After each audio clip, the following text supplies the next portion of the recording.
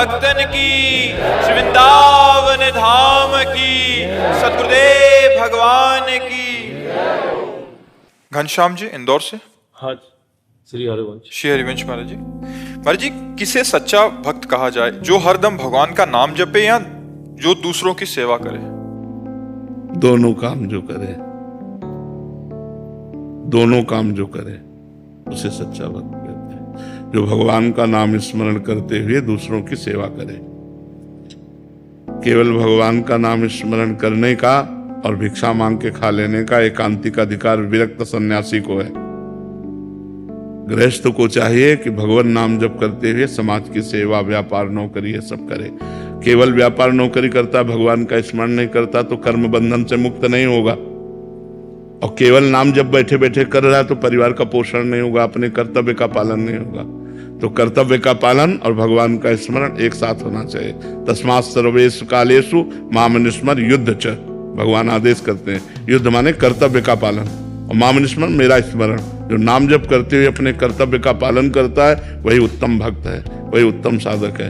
एकांत में बैठकर निरंतर मन को परमात्मा में लगाना, सब कर्मों से निवृत्त हो जाना, ये तो सन्यासी का लक्षण है। लेकिन गृहस्थ का भगवान नाम स्मरण करते हुए अपने धर्म का, अपने कर्तव्य का, अपनी पदवी का पूर्ण रूप से ईमानदारी से पालन करना, ये भक्त का लक्षण है। समझ पा रहे हैं आप? जैसे आप शुरू से साधना में रहे, तो मैं कहना चाह रहा हूँ कि कभी आपको भी किसी ने निरुत्साहित किया था कि तुम्हारे बस की बात नहीं, जैसे भजन सबसे डिफिकल्ट चीज है पूरे वर्ल्ड में? ऐसों का संग ही नहीं हुआ। हमारा संग हुआ है सिद्ध महापुरुषों का, जो निरंतर ब्रह्माकार भगवताकार, जिनके देखते ही आग लग जाए कि मैं परमात्मा प्राप्ति कैसे करूं। ऐसा संग ही नहीं हुआ। गंगा किनारे ऐसे लोग थोड़ी मिलते हुआ तो सिद्धों का गढ़ है। एक से एक भगवत प्राप्त महापुरुषों के दर्शन होते रहे तो एक नई आग जगती रही कि मैं कैसे इस सिद्धावस्था को प्राप्त करूं, मैं कैसे ब्रह्मबोध प्राप्त करूं, ये लगन लगी रही। ऐसे लोगों का संग ही नहीं हुआ भगवान की कृपा से। मेरा प्रश्न मतलब इसमें ये था कि अब जैसे हमें लोग मिलते बड़े हमारे, तो आप बोलते कि सलाह लेनी जरूरी कि क्या करना चाहिए?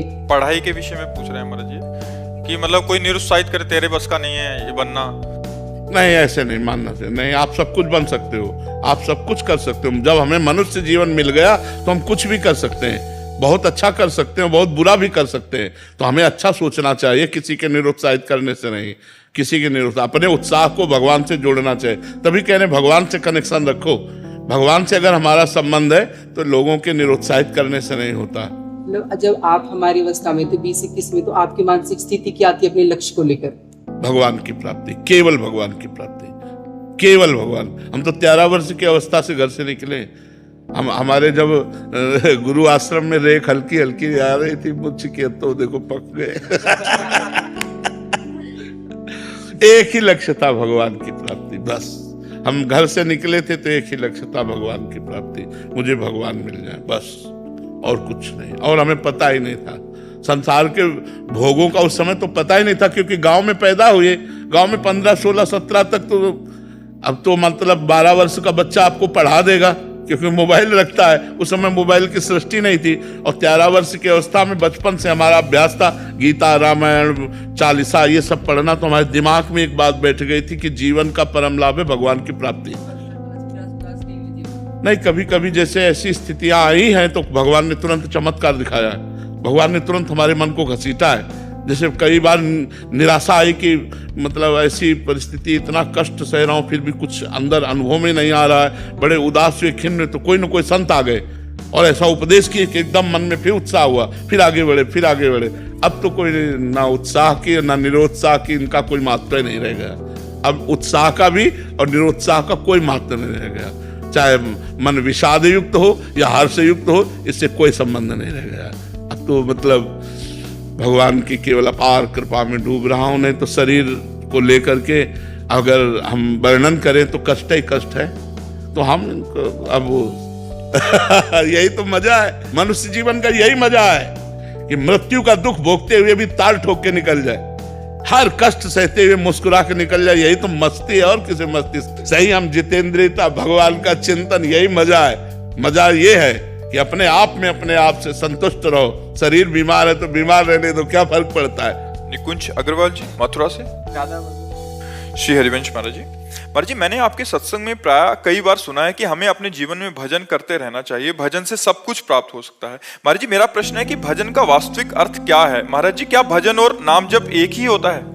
वैसे भजन का तात्पर्य होता है भगवत भाव में भर करके ठाकुर सेवा, समाज सेवा, माता पिता की सेवा, परिवार की सेवा, इसे भजन कहते हैं। और जो नाम, उसे जप कहते हैं, सुमिरन कहते हैं, चिंतन कहते हैं। इसीलिए महान ज्ञानियों में अग्रगण्य श्री हनुमान जी महाराज कहते हैं, कहा हनुमंत विपति प्रभु सोई, जब तो सुमिरन भजन न होई।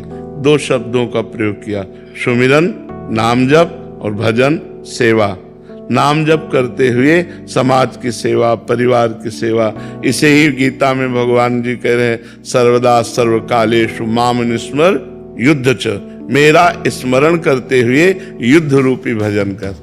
भजन मतलब सेवा, कर्तव्य का पालन करना, ये भजन के अंतर्गत आता है। और नाम जप, ये सुमिरन, चिंतन, स्मरण, जप, इसके अंतर्गत आता है।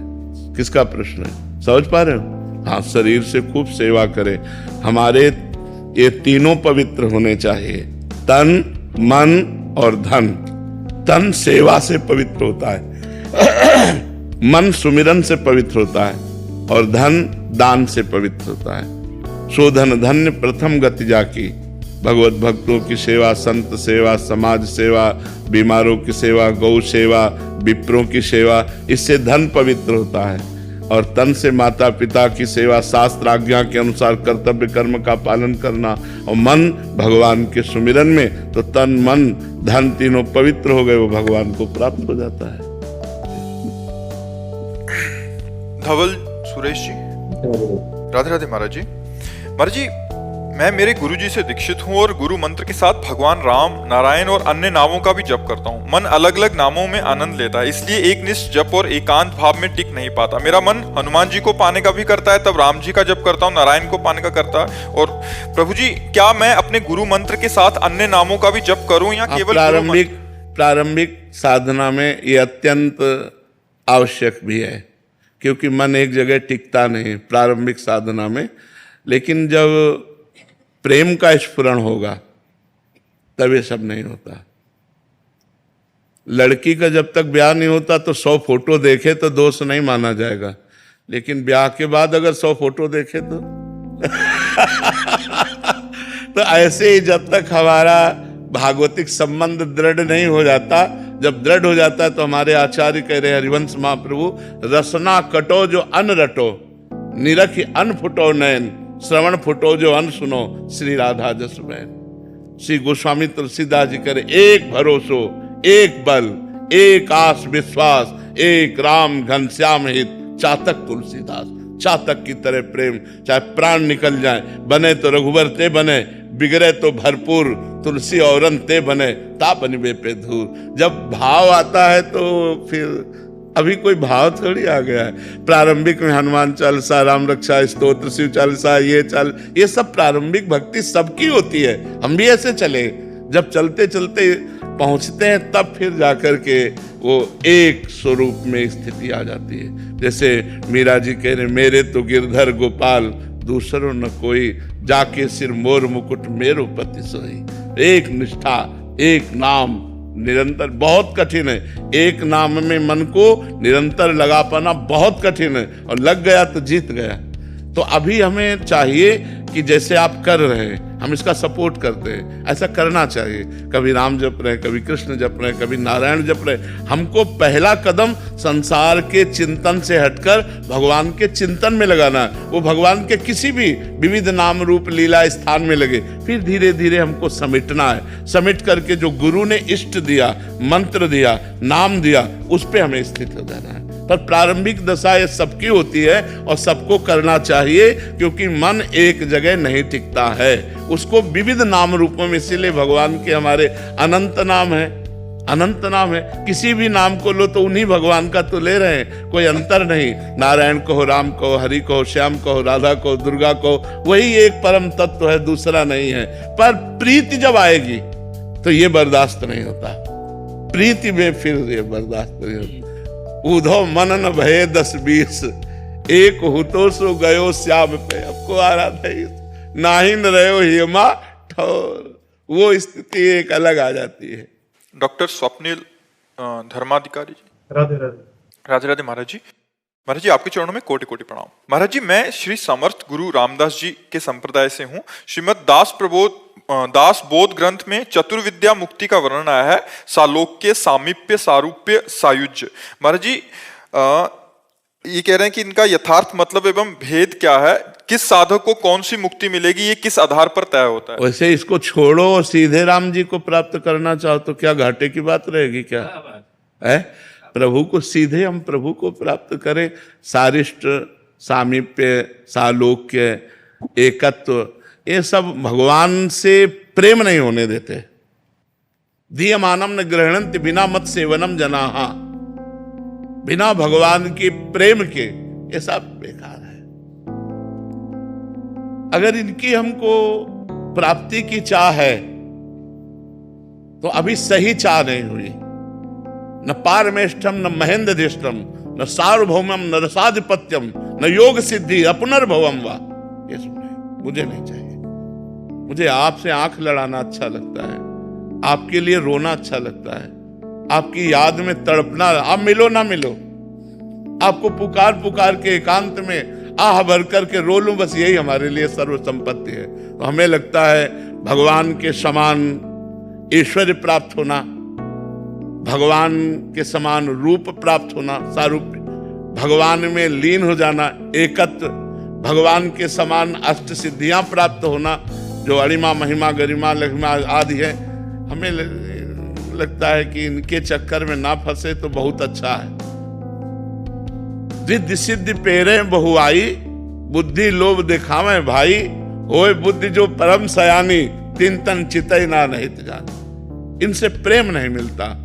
और मिले न रघुपति बिन अनुरागा, के कोटि जप जोग विरागा। हरि व्यापक सर्वत्र समाना, प्रेम ते प्रगट होए मैं जाना। राम ही केवल प्रेम प्यारा, जान लेओ सो जान निहारा। सो सब धर्म कर्म जरि जाऊ, जहां न राम पद पंकज भाऊ।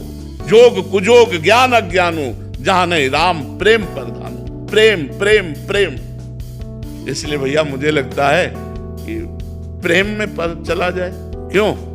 जहां ये सब अपने आप मिल जाती। दीयमानम न गृह्णन्ति बिना मत सेवनम जना। सारिष्ट, सामीप्य, सायुज्य, एकत्व, रूपत्व, जितने अभी सब वैभव है ये भगवान का ही तो है मेरे। तो जब मुझे भगवान मिल गए थे तो सब अपने आप हमारे पीछे डोलेंगे। इसलिए खूब निरंतर नाम जप करो, भगवान की लीला कथा सुनो और सब में भगवत भावना करो। इससे बड़ी कोई साधना नहीं। हमारी वाणी भगवान के गुण लीला का गायन करे, हमारी श्रवणेंद्री भगवान के नाम गुण का श्रवण करे और हमारा मन भगवान के चिंतन में रहे। हमारा सिर सब कोई भगवान के स्वरूप है ऐसा मानकर सिय राम में सब जग जानी, करो प्रणाम जोरी जुग पानी। इससे बढ़कर कोई साधना नहीं। समझ रहे हो? तो इसी में लगो। महापुरुषों ने जो इन सिद्धियों का वर्णन किया है, इन जो मोक्ष आदि का वर्णन किया है, तो जिनके अंदर मोक्ष की लालसा होती है उनकी बात है। आप जहां प्रश्न कर रहे हो यहाँ मोक्ष का कोई महत्व नहीं है। अलम विषय वार्तया नरक कोटि बीभत्सया, वृथा श्रुति कथाश्रमो बत विभेमि कैवल्यता। बत विभेमि कैवल्यता, यहां समझिए। विषय वार्ता तो छोड़ो यार, ये तो नरक के समान भयावनी है। और बोले वेद की जो चर्चा है वो भी मेरे से मत करो। बोले विभेमि कैवल्यता, मुझे तो भय लगता है मोक्ष से, क्योंकि श्री जी छूट जाएंगे। विभेमि कैवल्यता परेश भजनोन्मदा यदि सुखादया किम तथा। बड़े बड़े महापुरुष ईश्वर के भजन में लगे, उनसे भी मेरा क्या। बोले तो आप चाहते क्या हो? बोले परंतु मम राधिका पद रसे मनो मज्जत। मेरा मन श्री किशोरी जी के चरणों की दास्ता में मन है। यो वृंदावन शिवनी कश्चन घनाश्चर्या, किशोरी मणिस तत्कंकर रसामृता दी परम चित्ते में न रोचते। धर्माद्यर्थ चतुष्टयम विजयताम किम तद वृथा वार्तया। सही कांतेश्वर भक्ति योग पदवी स्वारोपिता मूर्धनि। यो वृंदावन शिवनी कश्चन घनाश्चर्या, किशोरी मणि तत्कंकर रसामृताधि परम चित्ते में न रोचते। यदि हमें लाडली जो महाराज का कंकर मिल जाता है तो मुझे धर्म अर्थ का मोक्ष से कोई संबंध नहीं है। ये प्रेम नगरी में बैठे हो आप, इसका नाम है प्रेम नगरी। ये वृंदावन क्या है? प्रेम नगरी। ये सिद्धों की भूमि है, साधकों की नहीं। ये प्रेम सिद्धों की भूमि है, जहां उद्धव जैसा ज्ञानी भी आकर के यहाँ की चरण रज प्राप्ति के लिए गुल्म लता औषधि बनना चाहता है, जो मोक्ष अधिकार प्राप्त महापुरुष है। उद्धव मोक्ष अधिकार प्राप्त महापुरुष, ब्रह्म बोध संपन्न महापुरुष हैं और श्री कृष्ण के नित्य सखा और उनके नित्य सहचर हैं। साथ खाना पीना उठना बैठना। वो कह रहे हैं मुझे वृंदावन की कोई गुल्म लता औषधि बना दी जाए, जिससे ये ब्रज रज उड़ करके हम पे पड़े, क्योंकि इन ब्रज रज में वो प्रेम छुपा हुआ है जो गोपियों के आंसुओं से भींगी हुई गोपियों की चरण रज और लाडली जी की चरण रज है। तो हमें तो भैया यही लगता है कि हमें सीधे राम जी से प्रेम करना चाहिए। सारिष्ट सामीप्य सायुज्य एकत्व आदि जो मोक्ष है, ये भगवान किसी और को दो, हमको अपने चरण दें, हमको अपने चरण दे, उन अपने चरणों का प्रेम दे। हमें तो ऐसा लगता है ऐसा चाह करना चाहिए। क्यों? ईशा जी दिल्ली से। राधे राधे। राधे राधे महाराज जी। महाराज जी, अहंकारहीन बनने की इच्छा भी क्या अहंकार नहीं है? अनेक साधनाएं अहंकार को मिटाने की ओर ले जाती हैं, पर क्या अहंकारहीन बनने की इच्छा भी अहंकार की नहीं? इच्छा तो ऐसा नहीं, नहीं ऐसा नहीं। अहंकारहीन बनने की इच्छा अहंकार नहीं है। मेरे में अहंकार नहीं है ऐसा कहना अहंकार है, लेकिन मैं अहंकारहीन हो जाऊं ये बड़ी उत्तम बात है, इसमें दोष नहीं है।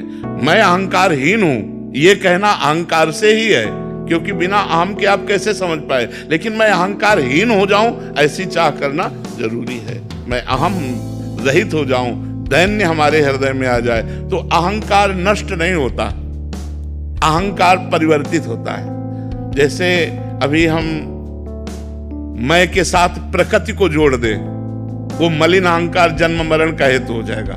प्रकृति जन्य जो भी हम जोड़ते हैं, वो मैं के साथ जो जुड़ता है वो हमारे बंधन का हेतु होता है। और परमात्मा को मैं के साथ जोड़ दें, अस अभिमान जाई जन भोरे, मैं सेवक रघुपति पति मोरे, वही अहंकार परम पवित्र करने वाला बन गया। अगर अहंकार के साथ माया जुड़ती है, प्रकृति जुड़ती है, तो बंधन का कारण होता है। अगर अहंकार के साथ परमात्मा जुड़ जाए और हम दासत्व से युक्त हो जाए तो बढ़िया बात बन जाए, ये भक्ति हो गई। अगर मैं के साथ कुछ न जुड़े तो ब्रह्म ज्ञान हो गया। मैं के साथ कुछ न, शुद्ध मैं श्री कृष्ण है, शुद्ध मैं ब्रह्म है। अहम ब्रह्मास्मि, जो अहम है वो ब्रह्म स्वरूप है। उसमें जब प्रकृति जन्य जुड़ता है कि मैं अमुक मैं अमुक, वही बंधन का कारण बन जाता है। तो ये प्राकृतिक अहंकार का समन हो जाए, इसके लिए हमें महापुरुषों का संग करना चाहिए, शास्त्र स्वाध्याय करना चाहिए, भगवान के भक्तों के चरित्र सुनने चाहिए, जिससे हमारा अहंकार गलित हो जाता है। पारस कोहली जी। राधे राधे। राधे राधे महाराज जी। महाराज जी, मोह और प्यार में क्या अंतर है? प्रेम और मोह, ऐसा है ना, क्योंकि प्यार का शुद्ध स्वरूप प्रेम ही है। अगर प्यार केवल शब्द ले जाते हो तो देह भाव की तरफ जाता है। संसार में प्यार नहीं कहा जाता कि हमें पुत्र से प्यार है, हमें पति से प्यार है, तो ये देह भाव को लेकर है, परमात्मा स्वरूप से तो नहीं है। लेकिन जब हम प्रेम शब्द उच्चारण करते हैं तो सीधा वो भगवत स्वरूप होता है। प्रेम जो है वो कामना रहित होता है। प्रेम सूक्ष्मतरम कामना रहितम प्रतिक्षण वर्धमानम अनुभव स्वरूपम, जो प्रेम का स्वरूप है। अब आप ये देखिए कि हम किसी से प्यार करते हैं तो अपनी कामना की पूर्ति के लिए करते हैं या उसके लिए करते हैं। अगर हम उसमें भगवत स्वरूप देख करके और उसको सुख देने के लिए करते हैं और वो भारी प्रतिकूलता दे फिर भी हम उसे प्यार करें तो हम उसे प्यार कहते हैं। लेकिन ऐसा नहीं है, संसार में ऐसा नहीं है। हम आपको प्यार करते हैं, आप हमें प्यार कीजिए। हम आपको प्यार करते हैं, आप हमारी बात मानिए। हम आपको प्यार करते हैं, हम जहां कहते हैं वहां खड़े रहिए। ये प्यार का स्वरूप थोड़ी है, ये तो अपनी वासना की पूर्ति का स्वरूप है, अपने अहंकार की पूर्ति का स्वरूप। इसे प्यार नहीं कहते। मोह, काम, राग, आसक्ति, ये शब्दों का प्रयोग होता है संसार में। प्रेम सिर्फ भगवत भाव से होता है। अगर भगवत भाव हो जाएगा तो जैसे इनका इनसे प्रेम है और हमारा इनसे प्रेम है, तो हम सदैव इनको यही आशीर्वाद देंगे कि तुम्हारा संग न छूटे, तुम दोनों सुखी रहो, तुम दोनों स्वस्थ रहो, तुम दोनों आनंदित रहो। हम ये कभी नहीं चाहेंगे कि हमारी तरफ प्रेम से देखे, हम यही चाहेंगे ये इनकी तरफ प्रेम से देखे, क्योंकि इनको सुख मिलता है। मैं आशीर्वाद देता हूं। ऐसा कहाँ जगत में है? ये संसार में प्रेम नहीं, इसे राग कहते हैं, इसे काम कहते हैं, इसे मोह कहते हैं, इसे आसक्ति कहते हैं। आप समझ पा रहे हैं हमारी बात?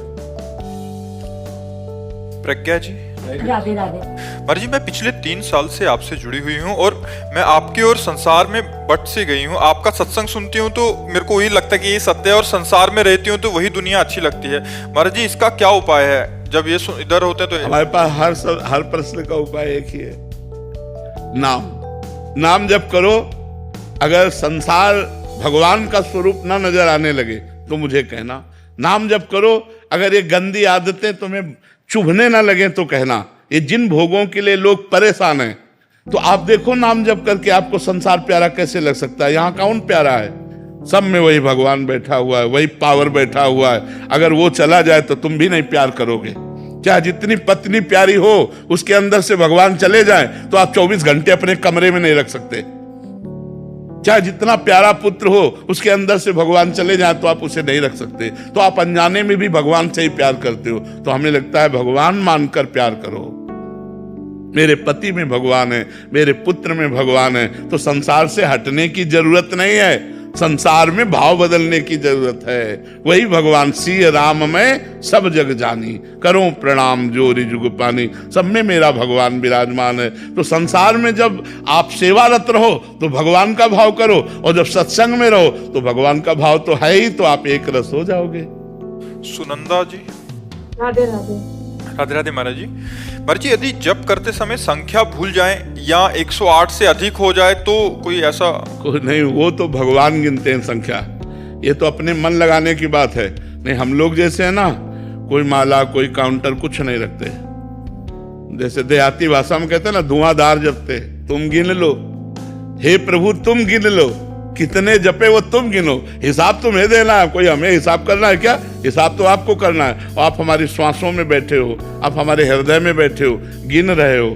जब शुरुआत भजन की जाती है तो संख्या से ज्यादा मन लगता है। आज 50,000 नाम जप किया, आज 60,000 नाम जप किया, तो हमारा मन और लगता है। बकाया सही मात्रा में गणना तो भगवान कर रहे हैं। आप अगर भूल चूक कर रहे हो गणना में तो उसकी चिंता मत करो, भगवान देख रहे हैं, भगवान उसकी पूर्ति करेंगे। आशीष जी, दिल्ली से। शेरविंच महाराज जी, महाराज जी, आपकी अनंत कृपा है। जब से मैं आपसे जुड़ा हूँ, जीवन में अनेक सकारात्मक परिवर्तन हुए हैं। आपके द्वारा दी गई दिनचर्या को अपने जीवन में उतारने का भी प्रयास कर रहा हूँ। जो दिनचर्या पहले 1-1.5 घंटे में हो जाती थी, अब उसमें और ज्यादा समय देने लग गया हूँ। महाराज जी, क्या मैं सही दिशा में आगे बढ़ रहा हूँ? हमारी प्रार्थना है कि अगर गृहस्थ में हो तो एकांत में बैठकर ज्यादा समय देना उचित नहीं है। कार्य करते हुए भगवान का चिंतन करना उचित है। मान लो आप 1.5 घंटे की जगह 4 घंटे बैठने लगे, उस पर हम राजी नहीं है। बैठना आवश्यक नहीं है। हम कह रहे हैं 10 मिनट आप ठाकुर जी की सेवा करो, इसके बाद 24 घंटे अपने कार्य में रत रहो। जो जहां तैनात हो, जो जहां कार्य कर रहे हो, किसानी, व्यापार, नौकरी, अपनी नौकरी को पूजा समझो और अंदर से भगवान का नाम स्मरण करो। इससे बढ़िया साधना नहीं हो सकती। अगर आप 1.5 घंटे बैठे तो शेष समय आपको लगेगा मैंने तो पूजा कर ली है। नहीं, हमारी पूजा ऐसी नहीं होनी चाहिए। हमारी पूजा हर समय होनी चाहिए, हर श्वास हमारी पूजा होनी चाहिए।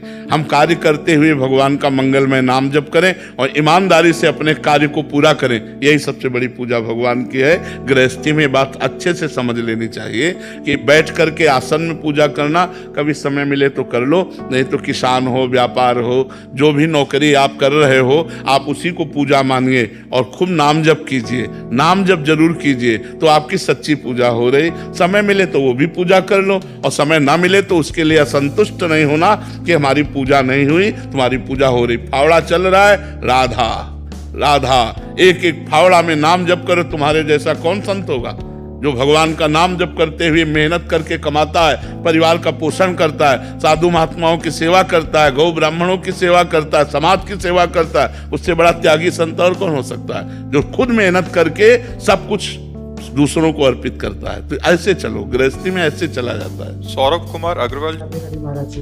राधे राधे महाराज जी। महाराज जी, मैंने देखा है कि कई बार बहुत ही सज्जन और धार्मिक व्यक्ति भी बुढ़ापे में कष्ट झेलते हैं क्योंकि उनके बच्चे धर्म के मार्ग पर नहीं चलते, जबकि उन्होंने अच्छे संस्कार दिए ये होते नई हैं ना। खेती, लेकिन पुरानी उन्होंने खेती जो की है उसको भोगना पड़ता है। जो पुराने कर्म किए हैं उनको भोगना पड़ता है, इसीलिए बुढ़ापे में उनको कष्ट मिलता है। तो अगर हम आज अव्यवस्था में हैं, दुख में हैं और धर्म से चलते रहे तो कल हमने वो कर्म किया है जो हमें दुख दिखा रहा है। तो इसलिए सोचनीय विषय नहीं, सोचनीय विषय कि अब हमारा नया कर्म न बिगड़ पावे, अब हमारा कर्म न बिगड़ पावेगा तो हमारी बन जाएगी, नहीं तो भोगना पड़ेगा, अवश्य भोगना पड़ेगा। जवानी बहुत होश में बितानी चाहिए। अगर जवानी में अपराध बन जाते हैं तो वही फिर बुढ़ापे में भोगने पड़ते हैं, फिर आगे जन्म भी भोगने पड़ते हैं। तो यौवन अवस्था एक तूफान अवस्था है। इस अवस्था में बढ़िया बन जाए, अपने माता पिता को भगवान की तरह मानकर पूजे, उनको गाली न दे, उनको मारे ना, तो तुम्हारे पुत्र तुमको जरूर पूजेंगे, ये निश्चित बात है। अगर आपने अपने माता पिता के साथ व्यवहार किया गलत, तो फिर आप जब वृद्धावस्था में पहुंचेंगे तो कहीं ना कहीं भगवान बुद्धि वैसी तुम्हारे बच्चों की बदल देंगे, जो वो दूर होंगे या नजदीक होंगे तो तुम्हें क्लेश देंगे, तुम्हें अशांति प्रदान करेंगे। श्री हरिवंश महाराज जी, महाराज जी वैसे तो दास आपके बल से आपके ही वचन सुनने का प्रयास करके आपने दुर्गुणों को समाप्त कर रहे हैं, लेकिन जब काम की बात आती है तो बहुत कोशिश के बाद भी काम से प्रयास्त हो जाता हूँ। महाराज जी, आपके वचनों से पता चला कि काम साधक को सबसे आखिर तक परेशान करते हैं। तो काम बहुत बड़ा, सबसे बड़ा शत्रु, भगवान ने गीता जी में भी कहा है, सबसे बड़ा शत्रु काम। ये सबको परास्त करता है, सबको रुलाता है, लेकिन राम से बढ़कर काम थोड़ी है। एक चीज ये ध्यान रखिए, उन्हीं का एक पावर है, उन्हीं का पावर है।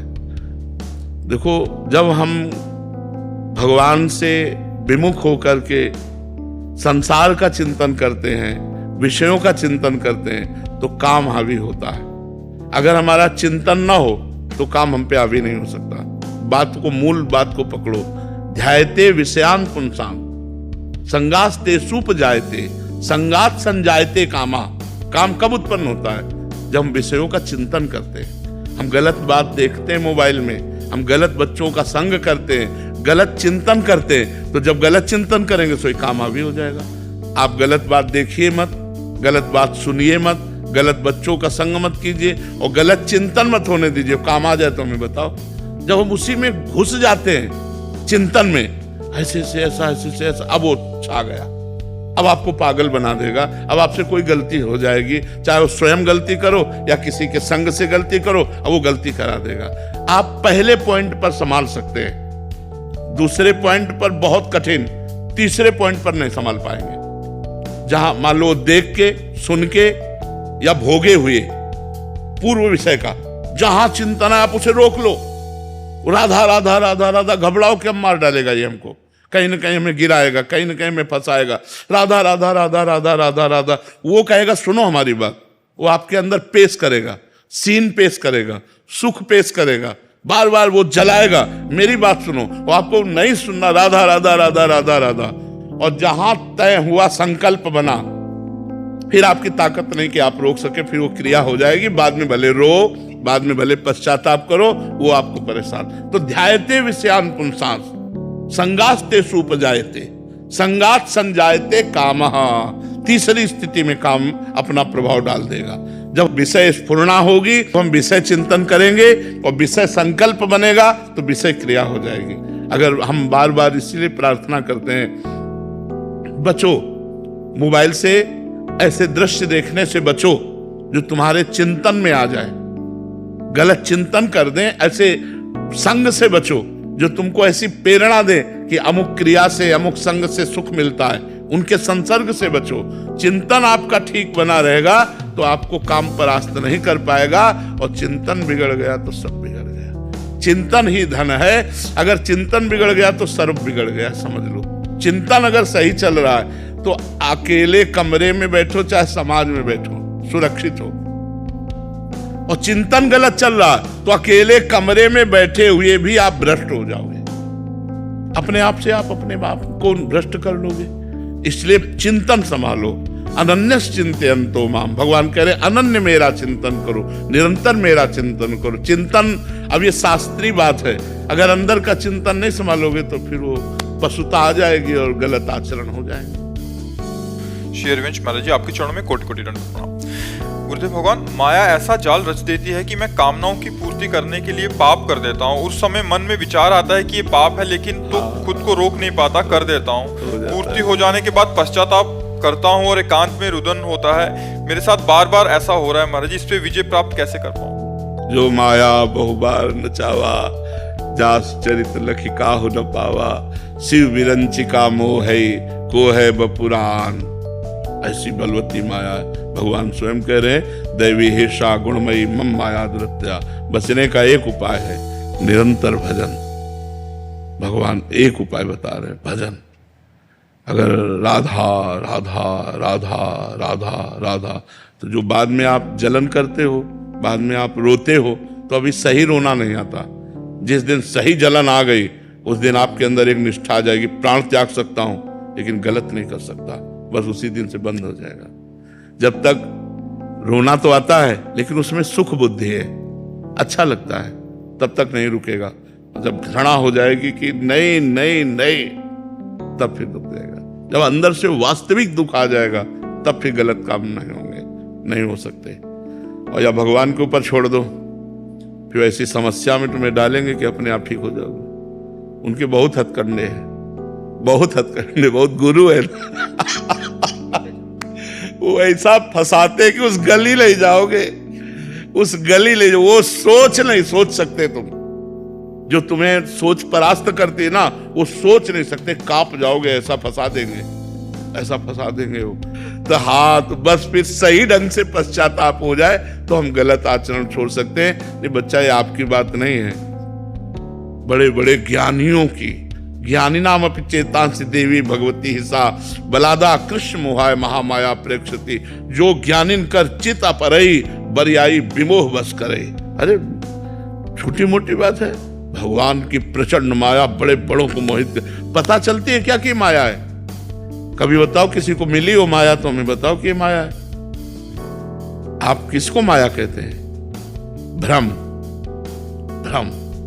मैं शरीरधारी हूं, इसी भ्रम से सारे पाप होते हैं। ये भ्रम मिट जाए तो आप शुद्ध बुद्ध परमात्मा के अंश परमात्मा स्वरूप हैं। आपको कुछ नहीं चाहिए, कोई भोग नहीं चाहिए, आप स्वयं आनंदमय हैं। ईश्वर अंश जीव अविनाशी चेतन अमल सहज सुख राशि, सहज परमानंद स्वरूप आप हैं। इन क्षुद्र भोगों में कहीं आपको तृप्ति थोड़ी मिलेगी, पर अज्ञान भ्रम, बस इसी भ्रम से ये पूरा संसार परेशान है।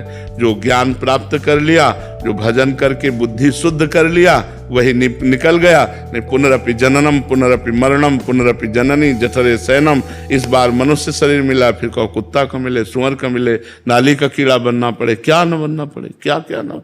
इसलिए राधा राधा राधा राधा, पाप आचरण से बचो, भगवान नाम जप करो, पवित्र भोजन पाओ और खूब सेवा करो, खूब कर्तव्य का पालन करो। इसलिए मनुष्य जीवन मिला है, कायर बनकर बैठने के लिए नहीं मिला।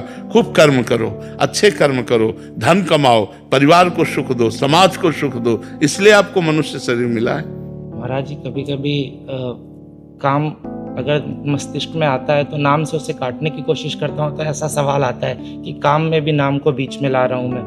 नहीं, जरूर लाना चाहिए। जब तक नाम नहीं लाओगे तब तक काम तुम्हें गिरा देगा। नाम है तो काम को तुम परास्त कर सकते हो। अगर नाम जब नहीं चल रहा तो फिर वो तो अपना अधिकार कर ही लेगा। हाँ, अच्छा, अगर मूल में देखो तो काम कौन है? मूल में देखो तो काम कौन है?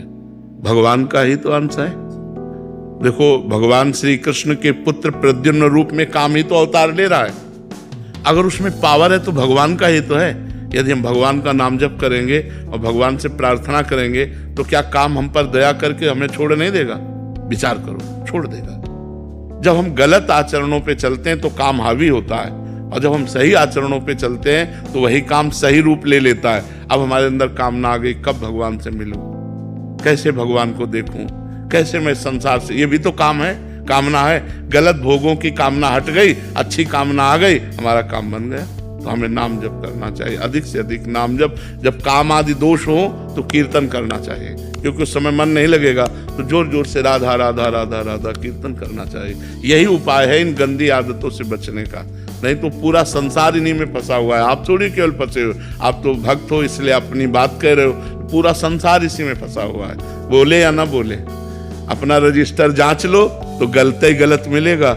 हम दूसरों को क्या कहें, अपना जब रजिस्टर जांचो तो ऐसा लगता है भगवान कृपा करे, भगवान क्षमा करे, हमसे गलती हो गई, हमें आगे सुधार का अवसर दे। यही सबको नचाए है, सबको नचाए माया। ऐसे थोड़ी है कि तुम ही केवल नाच रहे हो, हम तुम सब नाच रहे हैं। बच वही पा रहा है उतना जितना जो भजन कर रहा है। जो हर समय भजन में तो पूरा बच गया, थोड़ा भजन तो थोड़ा बच गया, आधा भजन तो आधा बच गया। जिस समय भजन नहीं होगा, कहा हनुमंत विपत्ति प्रभु सोई, जब तो सुमिरन भजन होई। उसी समय माया फंसा लेगी जब हम भजन से विमुख हैं, भगवान से विमुख हैं।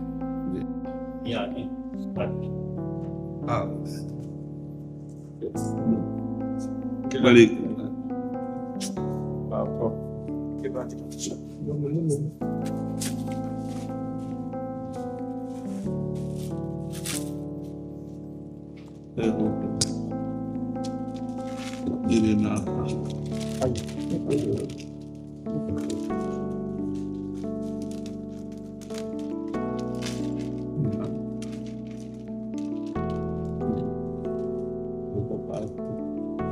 स्वास्थ्य आपका भगवान ठीक रखे और सबको आनंद रहे।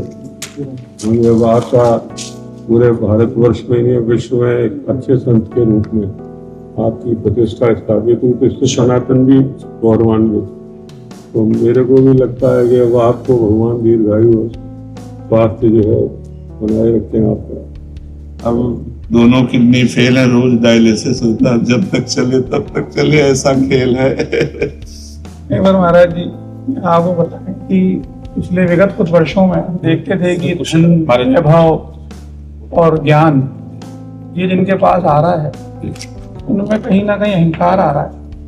और आपको देखने के बाद भक्ति मार्ग जो है वो सबसे बड़ा है। तो भगवान से ही कहते हैं भगवान ना ऐसा धन दीजिए, ना ऐसा ज्ञान दीजिए जिससे अहंकार हो जाए, दूसरे को छोटा समझने लग जाए। आपको देखते हैं, आपकी वाणी सुनते हैं तो ये लगता है कि आपके मन में, आपके शब्दों में, आपके विचारों में ऐसे भगवान प्रवाहित हो रहे हैं सबके मध्य। अब हमें आप संतों की कृपा से पता चला, शास्त्रों से पता चला कि सब में मेरे आत्माराम प्रभु विराजमान है, तो किससे अभिमान करें? किससे? सब में मेरे प्रभु विराजमान हैं। अच्छा, वो गाली दे रहे हैं तो स्वामी है, समर्थ है, दे सकते हो। वो निंदा कर रहे हैं तो स्वामी हो, समर्थ हो, आप दे सकते हो। हम तो आपके दास हैं, आप जैसा चाहो। भगवान ने जैसा गीता जी में कहा, दंभो दर्पो ही मानश्च क्रोधः पारुष्यमेव अज्ञानम चाभि जातस्य पार्थ संपदा। ये आसुरी संपदाएं हैं। जी जी। तो ये जिसमें आ गई जी, तो ये तो फिर उसका मतलब निश्चित रूप से पतन की तरफ उन्मुख हो। जी। भक्ति का जो शुद्ध ज्ञान स्वरूप प्रकाशित होती है वो सब में अपने इष्टाकार वृत्ति होती है। उमा जे राम चरण रत विगत काम मद कोह, निज प्रभु में देखें जगत कैसन करें विरोध। बहु नाम जन्म नावंते ज्ञानवान माम प्रपद्यते वासुदेवा सर्वमिति। जब वो सब है, वासना वासुदेवस्य वासितम भुवनत्रयम सर्वभूत निवास, तो हमको विश्वास करना है इस बात पर कि मेरे प्रभु इस रूप में, मेरे प्रभु इस रूप में, मेरे प्रभु इस। अब प्रभु क्या करते हैं ये हमें सहना है, जैसा भी हो आपका ही हो। तो ये बात आप संतों से समझ में आई है कि ये सब मेरे प्रभु ही है। इसीलिए अब अंतिम जो इच्छा है कि ना कभी कहीं भ्रम पैदा हो कि प्रभु के सिवा और कोई है। बस यही बात हमारे मन में बैठे बैठे शरीर पूरा हो जाए कि मेरे प्रभु का ही ये सब विलास है, मेरा स्वामी ही सब रूप धारण किए हुए है, उसके सिवा कोई नहीं। जिधर देखो मेरे स्वामी सब रूपों में है, चाहे वो जड़ हो, चाहे वो चैतन्य हो, चाहे वो पापी हो, चाहे वो पुण्यात्मा हो, चाहे वो शुभ हो, चाहे अशुभ हो, मेरा स्वामी सब रूप में। एक ओहम बहुश्यामा, मेरा स्वामी ही सब रूपों में विराजमान है।